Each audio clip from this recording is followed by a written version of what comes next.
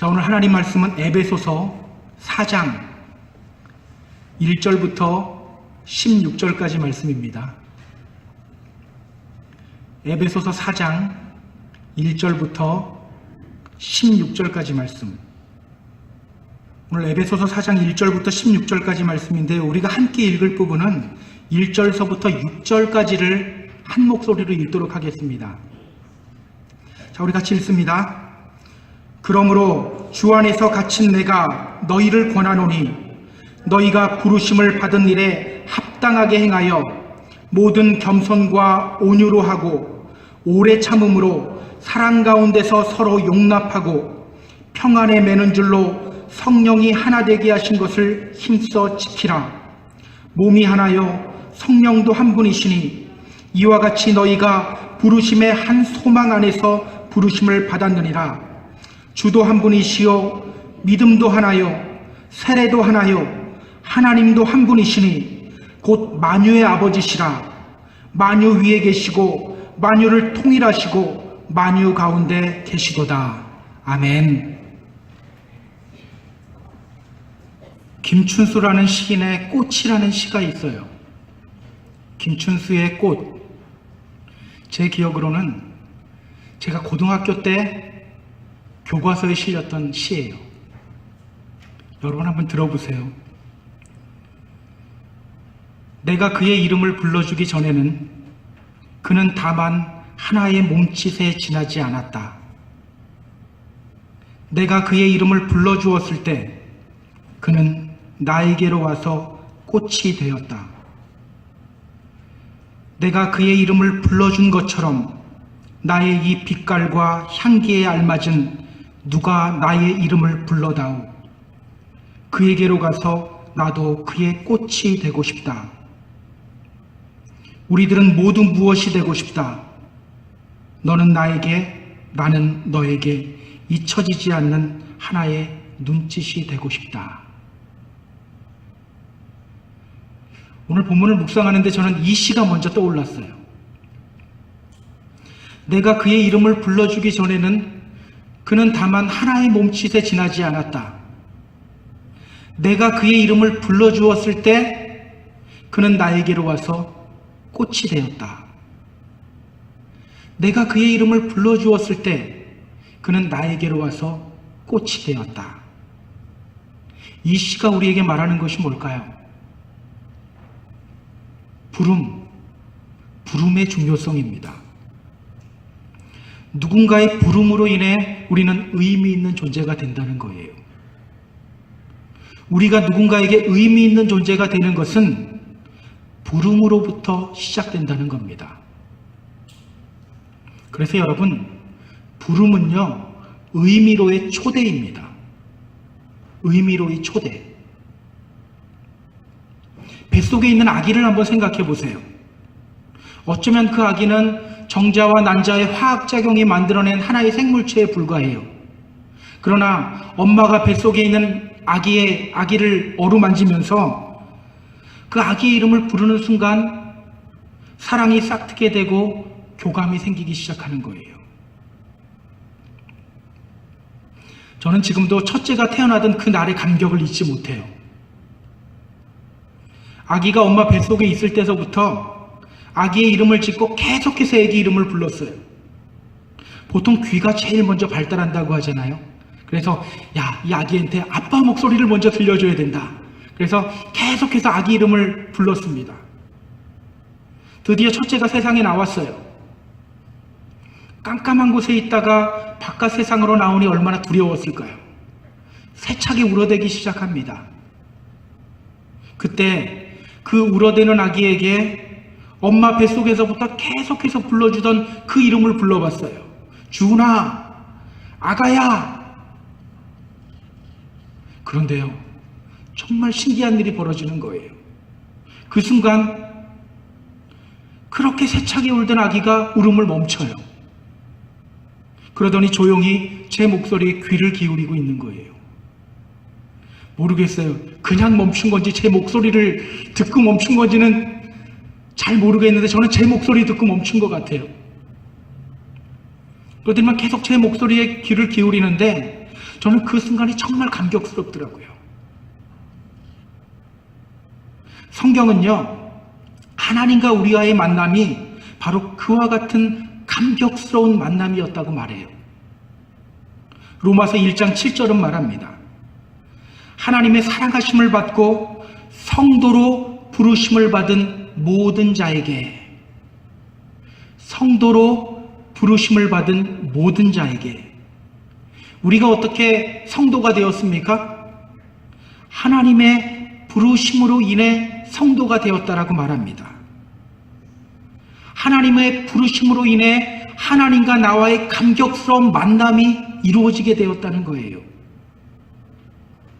여러분 기억하세요. 우리 하나님은요, 우리를 부르시는 분입니다. 사랑이 가득한 음성으로, 누구보다도 사랑스러운 눈빛으로 우리를 부르시는 분이세요. 그렇게 우리와 관계를 맺으시는 분이십니다. 오늘 우리가 이 자리에 나와서 주님을 예배하는 것, 주님의 부르심이 있었기 때문입니다. 우리가 이렇게 주님의 몸된 교회를 함께 섬기며 나아가는 것, 주님의 부르심이 있었기 때문이에요. 내 결정인 것 같죠? 이 세상의 주인은 나인 것 같죠? 하지만 주님의 부르심이 있었기 때문에 우리가 이 자리에서 주님을 예배하고 주님을 믿을 수가 있는 거예요. 그렇다면 이런 부르심을 받은 우리들은 어떤 삶을 살아가야 할까요? 오늘 본문이 우리에게 아주 자세하게 이야기를 하고 있어요. 우리는 지난 몇 주간 계속해서 에베소서를 보고 있습니다. 에베소서는 총 몇 장으로 이루어져 있는지 아세요? 6개 장으로 이루어져 있습니다. 우리는 지금 4장 첫 번째를 보고 있어요. 후반부 앞부분을 보고 있는 거예요. 전반부인 1장, 2장, 3장에서 바울은 부르심을 받은 사람들이 누리는 복에 대해서 말했어요. 어떤 복을 누리게 되죠? 신령한 복, 하나님과 화평을 누리는 복, 그리고 풍성한 삶을 살아가게 돼요. 굉장히 당황스럽습니다. 여러분들 눈빛이 처음 들어보는 말을 듣는 그 눈빛이라서 굉장히 당황스러운데, 좀 몇 주 동안 설교한 내용이에요. 신령한 복을 누리게 되고 하나님과 화평을 누리게 되고, 지난주 말씀이 주님으로 말미암아 풍요로운 삶, 풍성한 삶을 누리는, 그걸 우리가 봤어요. 풍성한 삶을 누리게 돼요. 그리고 이제 4장에 들어와서 바울은 말하기 시작하는 거예요. 오늘 본문 1절을 보면 이렇게 말해요. 그러므로 주 안에서 갇힌 내가 너희를 권하노니 너희가 부르심을 받은 일에 합당하게 행하여, 너희가 부르심 받은 일에 합당하게 행하여. 여기서 부르심이라는 말이요, 헬라어로 클레시스라는 말이에요. 이 클레시스, 이 말은요, The Divine Invitation, 하나님의 초대를 의미하는 말이에요. 그러니까 하나님의 부르심, 하나님의 초대가 있었으니 우리는 이제 거기에 합당한 삶을 살아야 된다는 겁니다. 그러니까 바울은 에베소서 4장에 들어와서요, 부르심을 받은 사람들의 삶이 어때야 하는지를 우리에게 알려주고 있는 거예요. 부르심을 받은 사람들의 삶, 어때야 할까요? 우리 다 같이 3절 읽어볼까요? 자, 3절 우리 같이 한 목소리로 읽습니다. 같이 읽습니다. 평안에 매는 줄로 성령이 하나 되게 하신 것을 힘써 지키라. 평안에 매는 줄로 성령이 하나 되게 하신 것을 힘써 지키라. 하나님의 부르심을 받은 우리들의 삶이 어때야 된다는 겁니까? 하나됨을 힘써 지키는 삶이 되어야 한다는 거예요. 하나됨을 힘써 지키는 삶. 오늘 본문은 계속해서 말합니다. 몸이 하나요, 성령도 한 분이시니 이와 같이 너희가 부르심의 한 소망 안에서 부르심을 받았느니라. 주도 한 분이시요, 믿음도 하나요, 세례도 하나요, 하나님도 한 분이시니. 우리가 하나됨을 지켜야 하는 이유가 무엇입니까? 우리의 몸도 하나요, 성령도 한 분이고, 주님도 한 분이고, 믿음도 한 분이고 세례도 하나요? 하나님도 한 분이시기 때문에. 근데 여러분, 우리가 여기서 주목해야 할 것이 있어요. 오늘 하나님은요, 자, 너희가 하나됨을 만들어야 돼 라고 말하지 않아요. 뭐라고 말씀하십니까? 하나되게 하신 것을 지켜야 한다라고 말하고 있어요.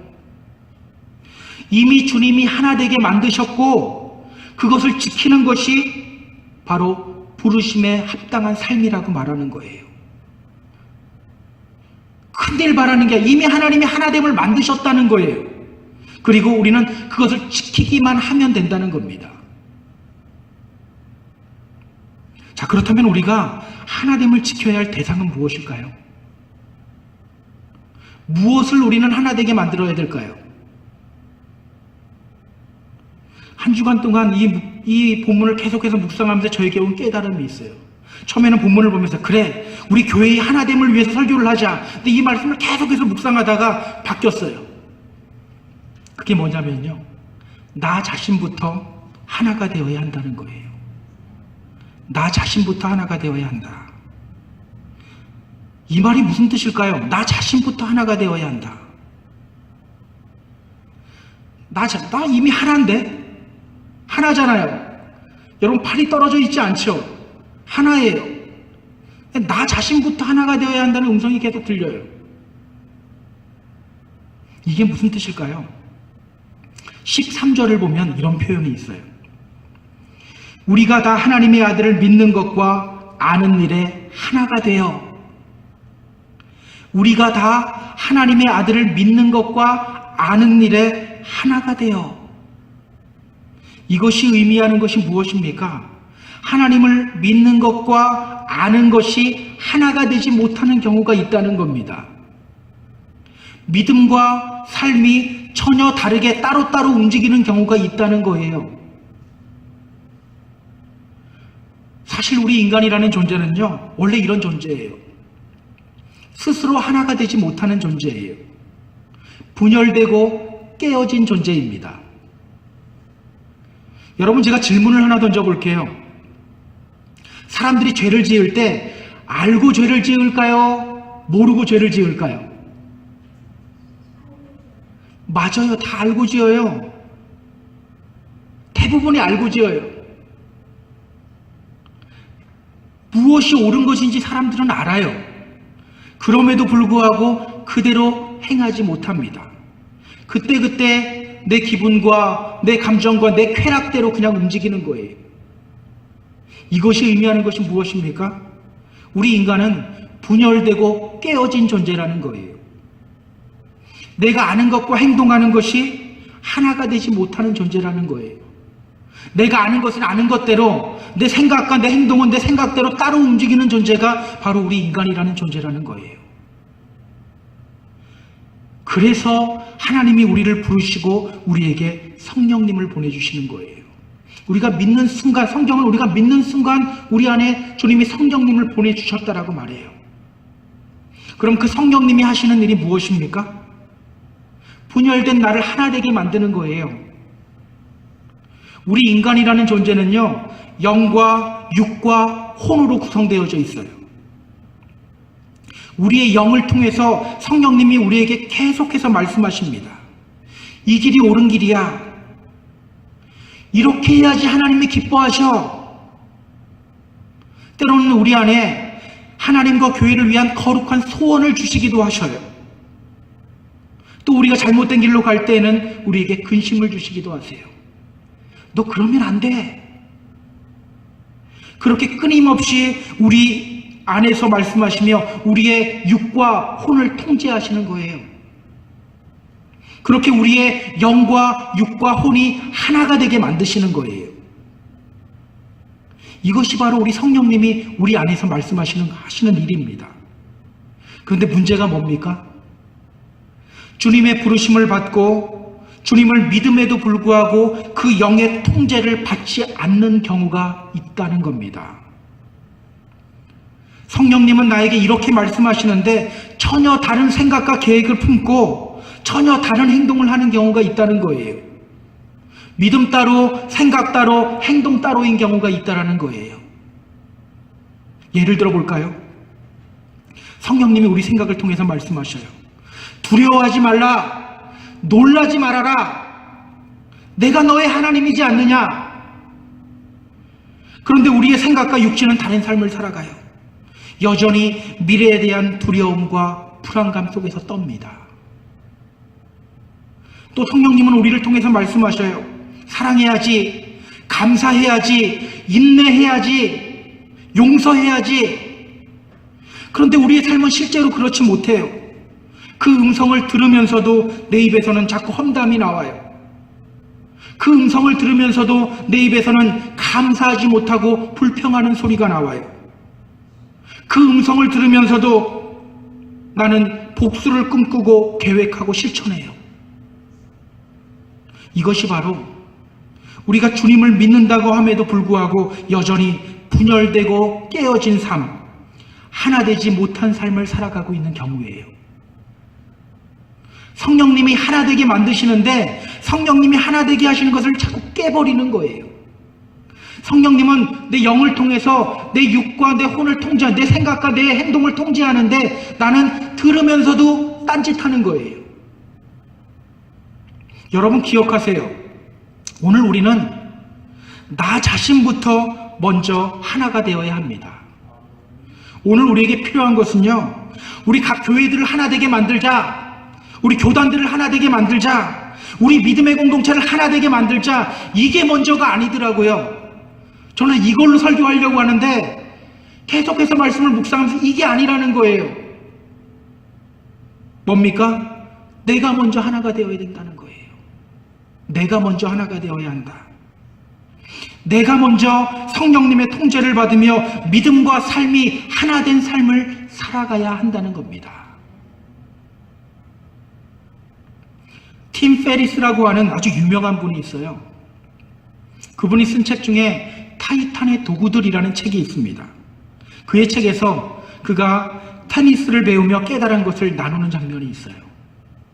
저는 테니스를 잘 몰라요. 우리 김호영 집사님 테니스 정말 잘하시거든요. 이쪽 지역에서 시니어에서 챔피언까지 하셨어요.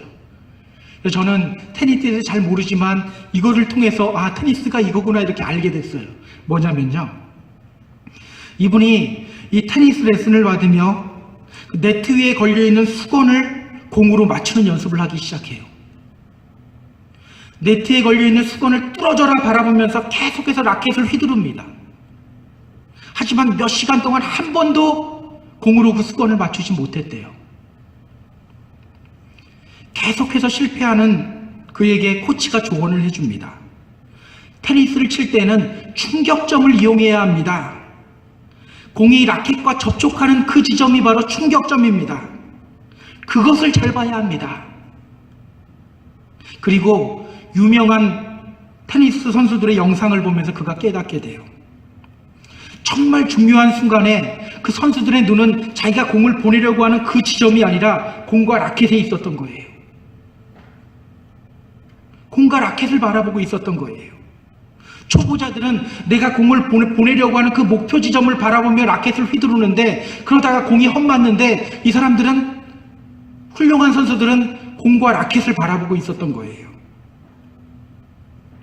그 후 그는 공과 라켓에 집중하기 시작해요. 그러자 어느 순간 공이 자신이 목표한 수건을 향해 날아가기 시작합니다. 그렇게 시간이 지나면서 거의 모든 공이 그 수건을 맞히기 시작했다고 이야기해요. 이 경험을 통하여 그는 말합니다. 사람들은 가능한 먼 미래의 비전, 목표를 가져야 한다고 생각합니다. 그러나 이것은 환상입니다. 최고가 되려면 작게 생각해야 되고 순간순간에 집중해야 되고 한 번에 하나씩 충격의 순간에 집중해야 합니다. 한 번에 하나씩 충격의 순간에 집중해야 합니다. 바로 이거예요. 저는 이것이 오늘 우리가 믿음 생활하는데도 그대로 적용되어져야 한다고 생각해요. 우리는 자꾸 큰 것을 바라봅니다. 교회의 부흥을 꿈꾸고 천국 생활을 꿈꿔요. 이 땅에 하나님 나라를 건설하는 것을 자꾸 꿈꿔요.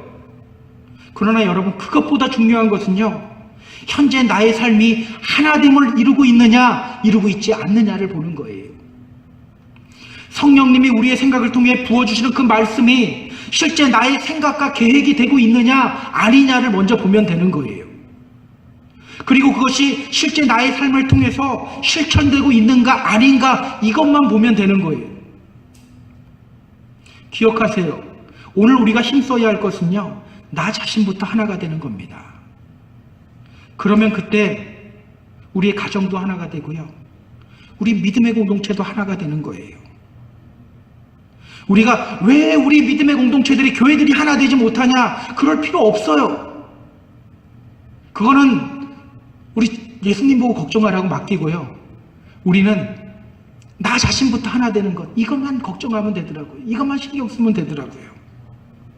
저는 오늘 이 바울의 외침이 우리 귀에 좀 크게 들렸으면 좋겠어요. 성령이 하나 되게 하신 것을 힘써 지키라. 성령이 하나 되게 하신 것을 힘써 지키라.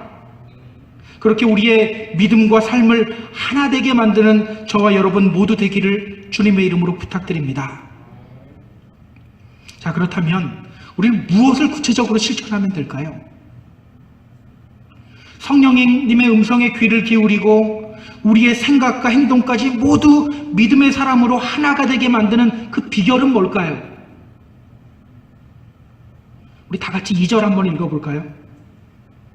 자, 2절. 자, 우리 같이 읽습니다. 모든 겸손과 온유로 하고 오래 참음으로 사랑 가운데서 서로 용납하고, 모든 겸손과 온유로 하고 오래 참음으로 사랑 가운데서 서로 용납하고. 오늘 우리가 해야 할 것이 무엇입니까? 겸손과 온유와 오래 참음과 사랑 가운데서 서로 용납하는 거예요. 여러분, 겸손이 무엇입니까? 자기를 낮추고 잘난 체하지 않는 것을 우리는 겸손이라고 말해요. 그런데 성경적으로 보면요, 이 겸손은 그것 이상이에요.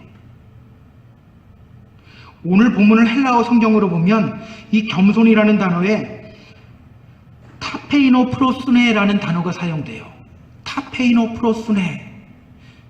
이 말은요, 진실이라는 단어와 통하는 거예요. 거짓이 없는 진실, 이것과 통하는 단어가 이 타페이노 프로시오네라는 말이에요.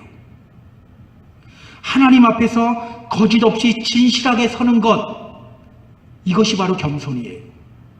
하나님 앞에 거짓 없이 진실하게 서는 것. 여러분, 우리가 왜 분열된 삶을 살아가는지 아세요? 왜 믿으면서도 성령님의 통제를 받지 않고 우리의 생각과 육신이 따로 노는 삶을 살아가는지 아세요? 성령님 앞에서 진실하지 못하기 때문이에요. 진실하지 못하기 때문에. 예를 들어 볼까요? 어느 순간 내 마음에 섭섭한 마음이 들더니 급기야는 상대방이 미워지기 시작해요. 성령님이 계속해서 나의 생각을 통해 말씀하십니다. 인내해야지. 그래도 사랑해야지. 그런데 그걸 들으면서도 내 입에서는 자꾸 험담이 나가요. 이 사람 저 사람들에게 상대방에 대한 험담을 늘어놓기 시작해요. 그러다 보면 어느 순간 근심이 와요. 정말 주님을 믿는 사람들은 근심이 와요. 나는 근심이 안 오니까 나는 잘못된 게 아니다. 아니에요. 그거 주님 안 믿는 거예요. 성령님이 주시는 근심이에요. 내가 믿는 사람으로 이러면 안 되는데 하는 근심이 와요. 그런데 그런 근심이 오는데 내 입에서 이런 말이 나와요. 하나님, 저는 뭐 좋아서 이러는 줄 아세요? 우리 교회를 위해서 어쩔 수 없이 이러는 거예요. 저 같은 피해자가 다시는 생기면 안 되지 않습니까? 여러분, 이것이 바로 성령님 앞에서 진실하지 못한 거예요. 근심하는 마음을 주셨을 때에는 내가 잘못된 길로 가고 있기 때문에 그런 마음 주시는 거예요. 그러면 어떻게 하면 됩니까? 돌이키면 되는 거예요. 근심이 온다는 자체가 죄가 아니에요. 근심이 왔는데 돌이키지 못하기 때문에 문제가 되는 거예요.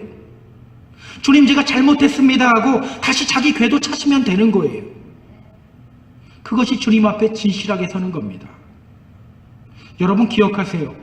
하나님과 이 하나됨의 역사는요, 내가 철저하게 하나님 앞에서 나 자신을 온전하게 또 진실하게 드러낼 때 이루어지게 되는 거예요. 그래서 여러분, 하나님 앞에서는요, 믿음 좋은 척 할 필요가 없어요. 하나님 앞에서는 내 것 다 드러내면 되는 거예요. 하나님, 저는 주님을 30년간 믿어오고 있는데 전 이게 안 믿어집니다. 이렇게도 이야기할 수 있어야 돼요. 내가 진실하고 솔직하게 하나님 앞에 나를 드러낼 때 하나님이 그 부족한 부분을 통하여 역사하기 시작합니다. 다시 한번 말씀드려요. 우리 하나님 앞에서는요, 내 믿음 좋은 척 할 필요 없어요. 다 드러내세요. 그 순간 성령님이 내 안에서 역사하시기 시작합니다. 하나됨의 역사가 시작되기 시작합니다. 오늘 보면 두 번째는 무엇입니까? 온유예요. 여러분, 온유가 뭐죠? 우리는 보통 성격이나 태도가 따뜻하고 부드러운 것을 온유하다라고 말합니다. 근데 이것을 헬라어 성경으로 보면 프라우테스라는 말을 사용해요. 프라우테스. 말에 사용되는 말이에요. 아주 사나운 야생마 한 마리가 있었어요. 보통 사나운 말이 아닙니다. 그런데 이 말을 잘 훈련시켰더니 훌륭한 준마가 되었어요. 그렇게 사납던 말이 주인이 말고삐를 가지고 이끄는 대로 움직입니다.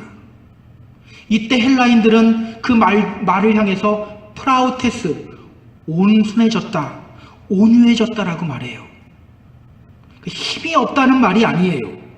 힘을 가지고 있지만 그 힘이 주인의 통제 아래에 있다는 겁니다. 이것이 바로 온유예요. 성령님의 통제 아래에 있는 힘. 우리는 온유해야 합니다 하면 억울해해. 내 힘이 빠진 것 같은 느낌이 들어서 막 억울해져.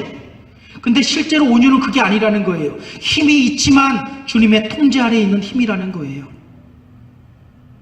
그렇다면 여러분, 이 온유의 반대말이 뭘까요? 여기서 유온 이러면 안 됩니다. 온유의 반대말이 뭘까? 성경에 보면요, 목이 곧다라는 표현이 나와요. 목이 곧다. 온유의 반대말이 바로 목이 곧은 거예요. 사도행전 7장 51절은 이렇게 말합니다. 목이 곧고 마음과 귀에 할례를 받지 못한 사람들아, 너희도 너희 조상과 같이 항상 성령을 거스르는도다. 그들이 성령을 거스르는 이유가 무엇입니까? 목이 곧았기 때문이라는 거예요. 목이 곧았기 때문에. 여러분, 목이 곧으면 성령을 거스르는 삶을 살아가요. 끝까지 자기 고집 피우며 자기 기분 내키는 대로 신앙생활을 하게 돼요. 오늘 우리에게 필요한 것은요, 온유입니다. 성령님이 말씀하실 때 성령님의 통치 아래로 들어가는 거예요. 세상 지식이 없어서가 아니에요. 세상 힘이 없어서가 아니에요. 성질 없어서가 아니에요. 나의 지식과 경험과 힘을 모두 성령님의 통제 아래로 밀어 넣는 겁니다. 이것이 바로 온유예요. 세 번째는 무엇입니까? 오래 참음. 이 말은요, 마크로스미아라는 말이에요. 마크로스미아. 고난과 시련을 끝까지 참고 견디는 것이 바로 이 마크로스미아라는 단어입니다. 고난과 인내를 끝까지 참고 견디는 것. 사실은 많은 분들이 여기서 무너져요. 모두 한두 번은 잘 참아요. 뭐 더 잘 참는 사람은 3-4번까지도 잘 참아요. 그리고는 말합니다. 내가 지금까지는 잘 참았는데 이제는 도저히 안 되겠습니다. 내가 지금까지는 잘 참았는데 이 정도면 많이 참은 건 아닙니까? 지금까지는 잘 참았는데 이제는 안 되겠어요. 이제는 안 되겠어요 하는 순간 오래 참음 인내는 없어지는 거예요. 그렇지 않습니까? 오래 참으라고 말씀하시잖아요. 나 10번 참았대. 11번째는 못 참겠대요. 그 순간 이미 인내는 아닌 거예요. 여러분 기억하세요. 한두 번 참는 것이 인내가 아닙니다. 끝까지 참는 것이 인내예요. 내가 지금까지 얼마나 참았는지 아세요? 이것이 인내가 아니에요. 끝까지 참고 버티는 것이 인내입니다. 끝까지 갈 때 인내해요. 여러분, 이 인내가 왜 중요할까요? 로마서 5장 3절 4절은 이렇게 말하고 있어요. 우리가 환난 중에서도 즐거워하나니 환난은 인내를, 인내는 연단을, 연단은 소망을 이루는 줄 알미로다. 환난은 인내를, 인내는 연단을, 연단은 소망을. 여기서 말하는 연단이요, 바로 캐릭터라는 단어예요. 캐릭터. 우리가 환난 속에서 끝까지 인내할 때에 우리의 성품이 주님의 성품으로 변화된다는 거예요. 이것이 오래 참음의 중요성이에요. 그럼 여러분, 난 지금까지는 참았는데, 참을 만큼 참았는데 이제는 안 돼. 이건 뭡니까? 변화될 것처럼 보이다가 다시 바닥으로 떨어지는 경우예요. 바닥으로 떨어지면 어떻습니까? 처음 상태잖아요. 이미 이건 인내가 아닌 거예요. 인내는 끝까지 참는 거예요. 끝까지 나아가는 겁니다. 오늘 마지막은 뭡니까? 용납이에요. 사랑 가운데서 서로 용납하라는 겁니다. 여기서 용납이라는 말은요, 받아들이다라는 말이에요. 받아들이다.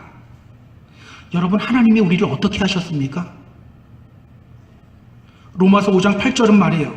우리가 아직 죄인 되었을 때에 그리스도께서 우리를 위하여 죽으심으로 하나님께서 우리에 대한 자기의 사랑을 확증하셨느니라 라고 말씀하셔요. 내가 조금 잘했기 때문에 하나님이 나를 받아들이셨다는 겁니까? 아니에요. 우리가 여전히 죄인이었을 때 그리스도께서 우리를 위하여 죽으심으로 하나님이 우리를 향한 그 사랑을 확증하셨다라는 거예요. 비록 우리는 죄인이지만 주님이 사랑으로 우리를 용납하시고 받아주셨다라는 거예요. 여러분, 우리는요, 이 사실을 알아야 돼요. 나는 주님께 용납되어진 존재다. 사랑으로 용납되어진 존재다. 근데 많은 사람들이요, 이 사실을 머리로는 아는데 가슴으로 깨닫지 못해요. 주님을 믿는다고는 하는데 내가 정말 주님께 사랑으로 용납되어진 존재라는 것을 깨닫지를 못해요. 그러다 보니까 자기가 자기 자신을 용납하지 못하는 거예요. 자기 자신을 사랑하지 못해요. 그러다 보니까 자꾸 피해의식 속에서 살아갑니다. 자격지심 속에서 살아가요. 이상하게 오해를 해요. 이상하게 헛것이 보여요. 내 눈에 하나님이 보여야 하는데 자꾸 다른 것들이 보여요. 예전에 이런 경우가 있어요. 저희 교회 이야기가 아니라서 제가 말씀드려요. 제가 저녁 예배가 끝나고 교회에서 제가 잃어버린 물건을 찾고 있었어요. 식당이고 뭐 막 돌아다니면서 찾고 있었어요. 근데 어떤 분이 저에게 갑자기 오더니 말을 거는 거예요. 자기가 우리 아이를 혼냈다는 겁니다. 그래서 저는 대수롭지 않게 생각했어요. 왜냐하면 아이들이 교회에서 어른들에게 혼날 수도 있거든요. 혼날 수도 있어요. 그리고 무엇보다도 저는 제 관심은 제가 찾는 물건에 있었어요. 빨리 이거 찾아야 되는데 온 정신이 쏠려 있었어요. 그래서 제가 그래요? 뭐 혼날 수도 있죠. 그러면서 저는 물건을 찾으러 갔어요. 근데 나중에 이런 이야기가 들리는 거예요. 목사가 지 아들 혼냈다고 자기를 째려보더라고. 아무리 아니라고 해도 안 믿는 거예요. 자기 눈으로 똑똑히 봤대요. 정말 그렇지 않았어요. 안 믿어요. 나중에 알게 되었어요. 그분은 주님을 믿는다고 하는데 자기 자신을 사랑하지 못하는 사람이었어요. 자기를 용납하지 못하는 사람이었어요. 여러분, 자기를 사랑으로 용납하지 않으면 이런 일이 발생해요. 피해의식과 자격지심 속에서 살아가요. 그러다 보니 자꾸 이상한 것을 봐요. 여러분 기억하세요. 이미 우리는 주님께 사랑으로 용납되어진 존재입니다. 이것이 정말 믿어져야 합니다. 그러면요, 여러분 자신을 사랑할 수 있게 돼요. 그때 우리는 나 자신의 하나됨을 지킬 수 있게 됩니다. 여러분 기억하세요. 이 네 가지, 겸손, 온유, 오래 참음, 사랑으로 용납, 이게 정말 중요해요. 주님의 이름으로 부탁드립니다. 성령님 앞에 거짓 없이 진실하게 서시기 바랍니다. 여러분의 모든 것, 은밀한 죄까지, 은밀한 마음까지, 생각까지 다 주님 앞에서는 거짓 없이 다 드러내시기 바랍니다. 또 내 힘과 내 감정 쓰지 말고 성령님의 통제 아래로 들어가시기 바랍니다. 오래 참음으로 또 주님이 나를 용납한 것처럼 여러분 또 여러분 자신을 사랑으로 용납하시기 바랍니다. 그러면요, 성령님이 하나 되게 만드셔요. 내가 하는 것이 아니에요. 성령님이 나의 삶을 하나 되게 만들어 가십니다. 그때 우리는요, 아주 놀라운 경험을 하게 돼요. 오늘 보면 13절 한번 볼까요?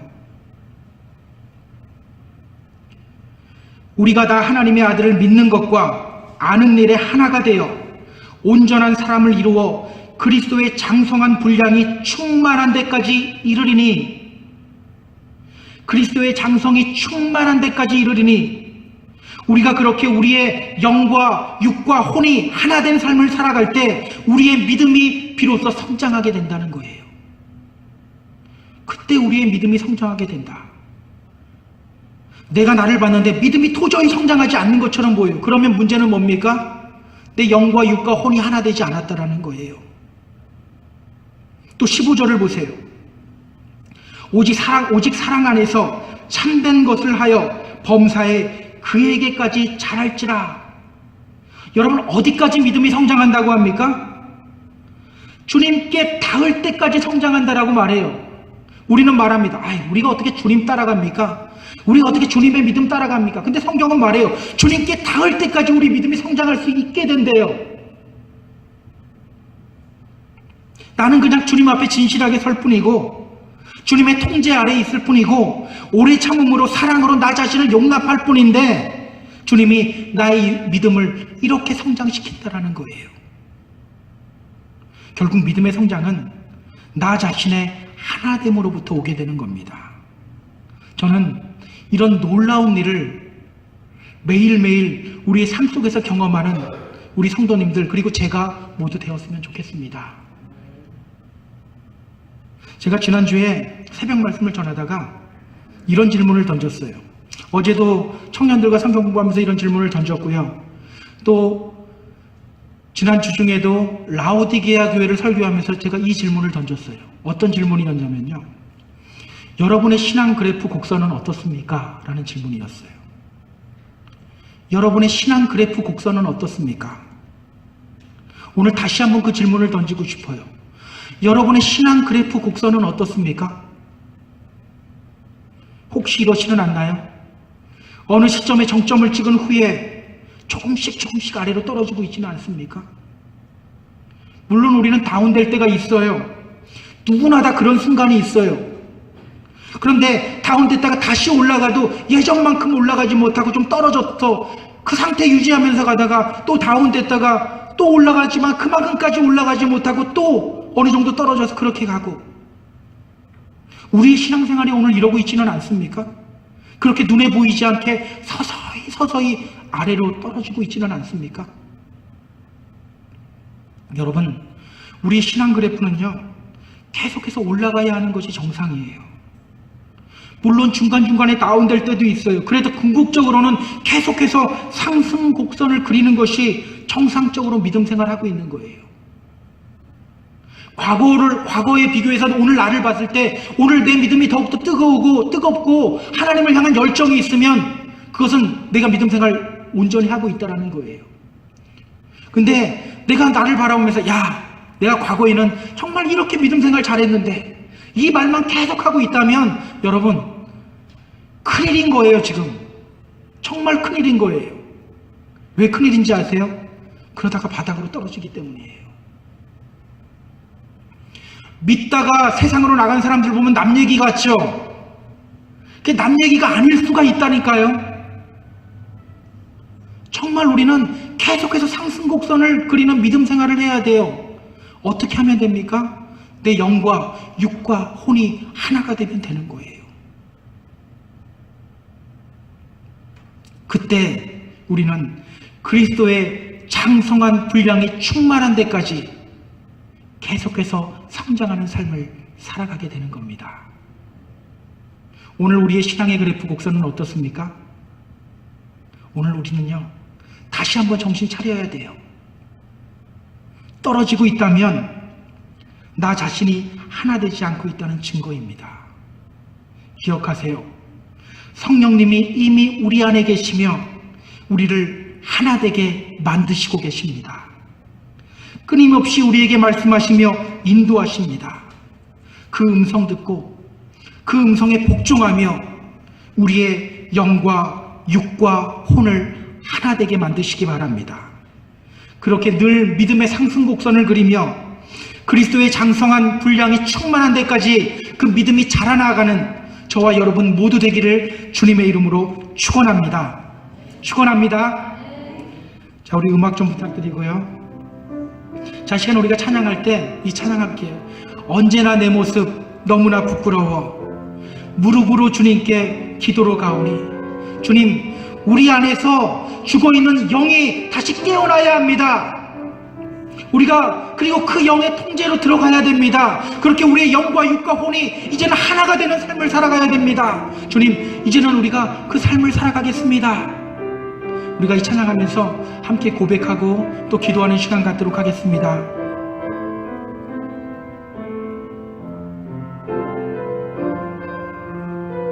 언제나 내 모습 너무나 부끄러워 언제나 내 모습 너무나 부끄러워 무릎으로 주님께 기도로 가오니 나 홀로 서 있는 죽은 내 영 깨우사 주님만 나를 깨워 내 영 살게 하소서. 주님 내 안에, 주님 내 안에, 내 안에 계시고 주님 내 안에, 주님 내 안에 나를 세워주소서. 우리 다시 한번 찬양할까요? 언제나 내 모습, 언제나 내 모습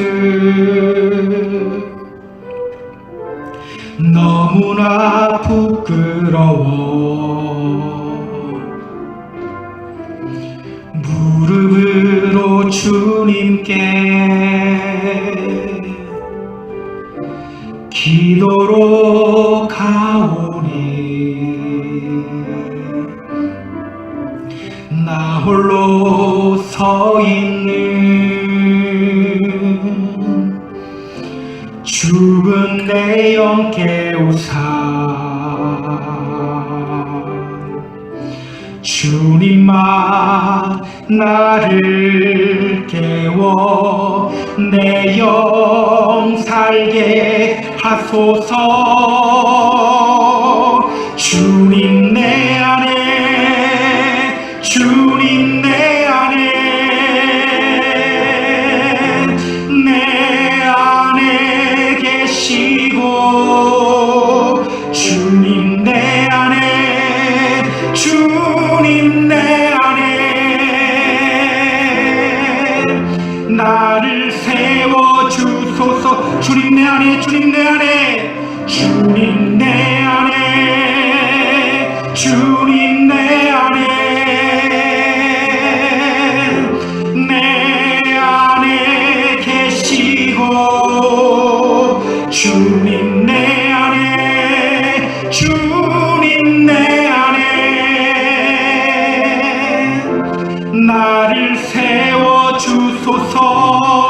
음악 계속해 주시고요. 우리 함께 기도하며 나아갈게요. 자, 기도할 때 주님이 우리 안에 계시며 성령님이 내 안에서 우리의 영과 육과 혼을 하나 되게 만드시고 계십니다. 근데 오늘 우리의 영과 육과 혼이 따로 놀고 있지는 않습니까? 내 생각과 내 행동이 따로 놀고 있지는 않습니까? 주님, 이제는 성령님이 하나 되게 하신 것을 우리가 지키며 나아가겠습니다. 주님 앞에 겸손하게 성으로 말미암아 우리의 힘을 주님 아래로 통제시킴으로 말미암아 오래 참고 인내로 나를 주님 앞에 사랑으로 용납함으로 말미암아 이 길을 걸어가는 우리가 되길 원합니다. 우리가 함께 기도하며 나아갑니다. 기도합니다.